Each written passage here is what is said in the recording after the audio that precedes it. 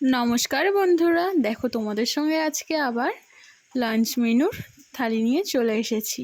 তো প্রথমেই দেখতে পাচ্ছ আমি 3 রকমের ভাজা ভেজে নিয়েছিলাম, আর সাথে করেছিলাম মুগ ডাল, আর সাথে ছিল পাঁচমিশালি সবজি দিয়ে ডাঁটা দিয়ে একটা চচ্চড়ি। কে কে পছন্দ করো অবশ্যই কমেন্ট করে জানিও। আর আজকে তো সবাই জানো অমাবস্যা, তো অমাবস্যাতে আমাদের বাড়িতে আজকে নিরামিষ রান্না হয়েছে। তো এখানে ছিল আলু ভাজা, বেগুন ভাজা, আর সাথে ছিল পটল ভাজা। সেগুলি ভাজতে ভাজতে একটু একটু করে ভিডিও নিয়ে তোমাদের সঙ্গে শেয়ার করছি।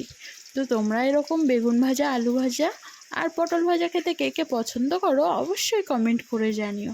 আর সাথে যদি থাকে এরকম পাঁচমিশালি সবজি দিয়ে চচ্চড়ি, তো ব্যাপারটা কিন্তু জমেই যায়। আর সাথে যদি থাকে মুগের ডাল আর একটু গন্ধরাজ লেবু, তা আজকে খাওয়া দাওয়াটা কিন্তু জমেই গেছিলো। সেটি তোমাদের সঙ্গে পরিবেশন করে শেয়ার করলাম।